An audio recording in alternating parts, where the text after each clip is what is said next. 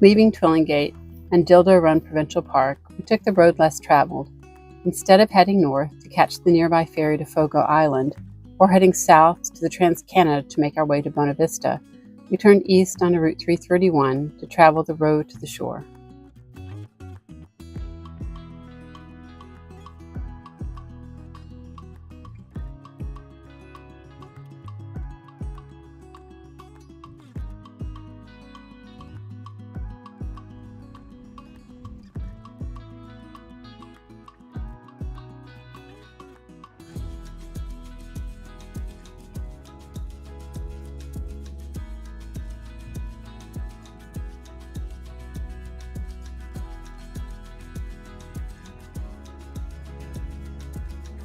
Our first stop was the fishing community of Musgrave Harbor, which had a municipal campground built to honor an internationally famous doctor whose plane crashed only a few miles away. His name was Dr. Frederick Banting. Dr. Banting's recognition was well earned.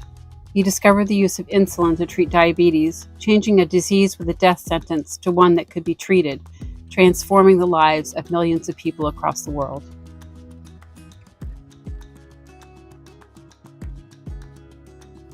But in February of 1941, he was making his way to London after a stop in nearby Gander, when his plane suffered catastrophic engine failure and crashed near the tiny village of Musgrave Harbor. While the pilot and the doctor both survived the crash initially, the other two crew died upon impact, and the doctor's injuries would take his life before he could be rescued.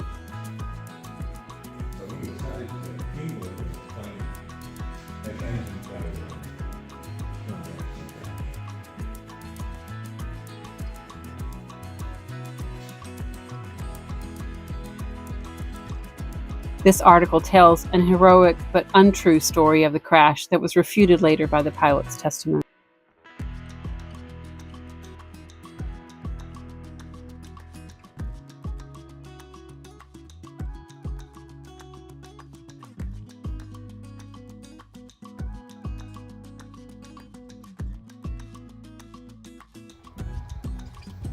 So this is the actual wreckage from the plane that killed Dr. Banting.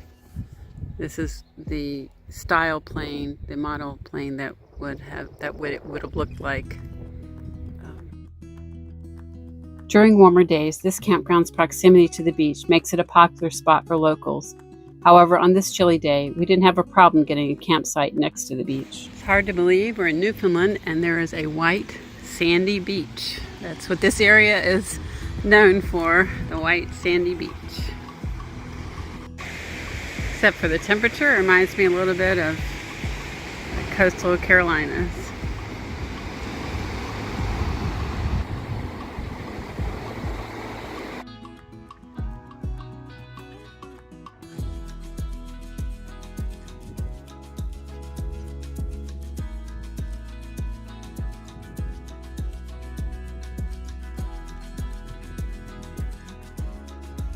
The staff at Banting recommended our next two stops along the coastal road, Newtown and Greenspond. This is definitely not the rocky cliffs we had in the Great Northern Peninsula or even most other places. We have a low-lying sandy beach, just leaving Musgrave Harbor and on our way to Newtown on the, I guess they call this the road to the shore, so because of the sandy beaches. Newtown is supposed to be the Venice of Newfoundland. We'll see.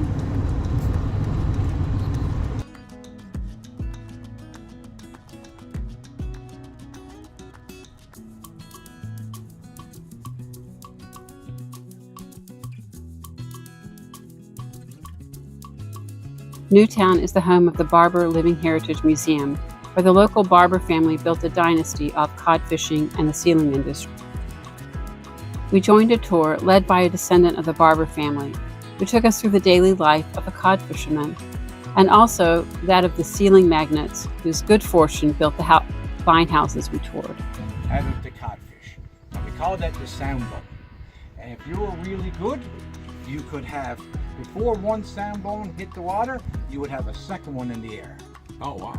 Yeah, so it's pretty fast. And if you're really good at stretching the truth, you could have 3 in the air at the same time.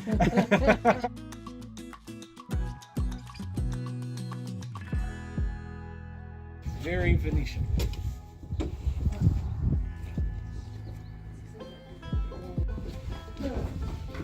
So this is a gondola. We'd use our needle, we would tie there, and we'd go in through the meshes and keep on tying until we had the full knit done. What they would do, they would dip it in it, and it would make the cotton water resistant. Okay. And also darken, it made it better camouflage. So this is my great grandpa's, and this is a model. How big do you think it would be from here to here in real life? Any guess? 100 feet. Sometimes even up to 200 feet. Wow. So it's there, and from here down to here, up to 100 feet. So this was quite big. Yes. And here, this is called the lead. The lead, one gentleman here had one that was over 700 feet long. So what would happen is the cod would go into the net, they would come in here to the trap, they will circle around, and then when the men come out, they come out with 2 boats, a motor boat that was around 30 feet and a punt around 15. And you would have 2 or 3 men in one boat and 2 or 3 men in the other boat. And then they would haul the net right up to the top. And when the codfish was coming out of the water, they would take the dip net and they would put it into the boat. Now my grandfather was a very passionate man. And I mean passionate, I mean stubborn. He was a stubborn man. So what he did once, he was out fishing with my Uncle Ben, his brother. And he was telling my uncle what to do. And my uncle wouldn't listen. So my grandfather, being very passionate, with the codfish right up to the top of the water, he took rolled up his rubber pants and he walked right across the top of the codfish until he got to the other boat, done what he had to do, and then he walked all the way back to his boat, and by the time he got back, the codfish was right up to here.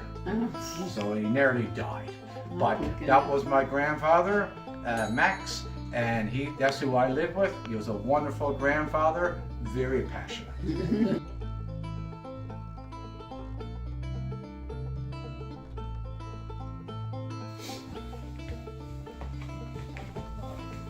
Would he have had the rug like this? Yep, they would have had, this house here is actually been a summer home for almost 85.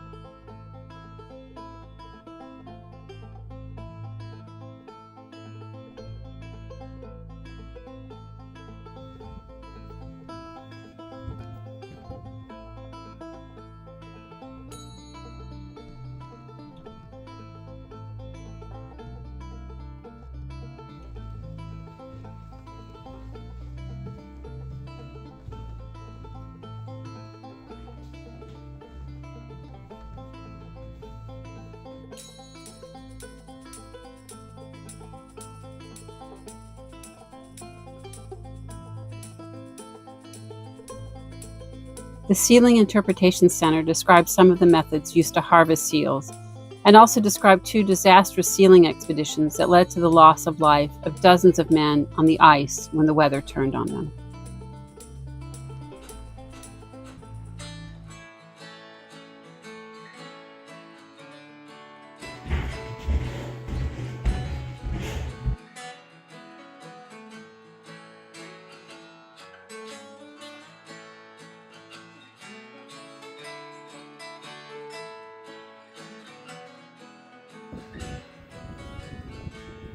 After our tour, we stopped next door at the Old World restaurant to try one of the truly local comfort foods, fries, dressing, and gravy.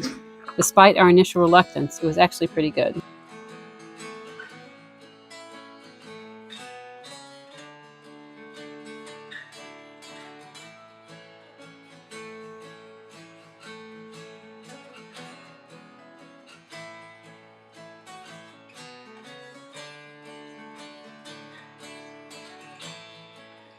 Our next stop was in the tiny community of Greenspond. We were told to go to Ida's place to have some tea, and so we did. Ida was a charming hostess and greeted everyone with a warm welcome, and the tea and pastries were pretty good too.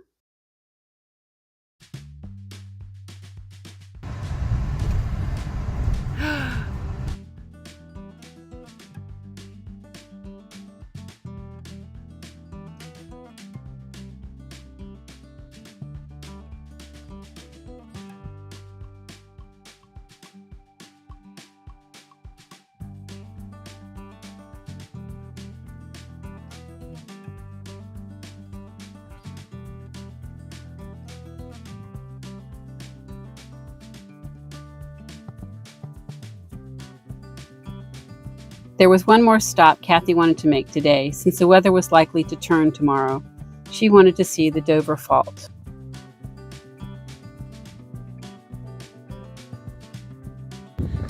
So we are in Dover, Newfoundland, and we are walking to a point where apparently Europe and North America broke apart, and they call it the Dover Fault.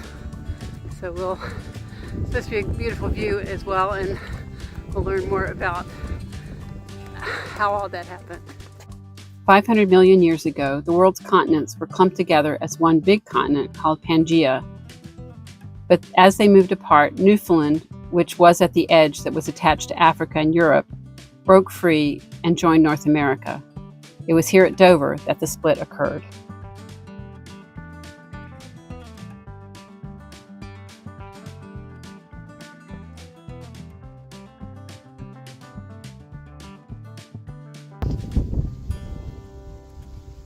So somewhere out there in the outer reaches of the bay, I think the fault line exists where the two continents separated.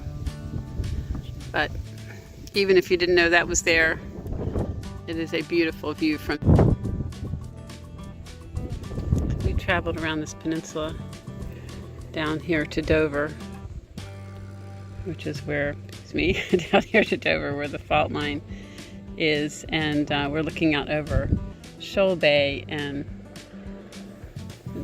Hare Bay and this Content Beach, Lockers Reach. This site also had a role in the love story that is woven into the play Come From Away, so we had to sit on the bench where that story began.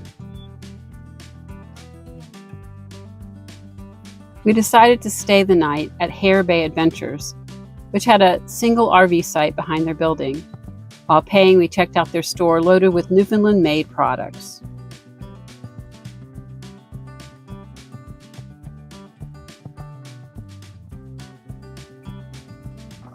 The next day's rain would wash out the plans we had to hike some nearby trails, so we instead turned west up the Trans-Canada Highway toward Gander. This town, built around an airport, had a story to tell that gave it a central role in the story of 9/11.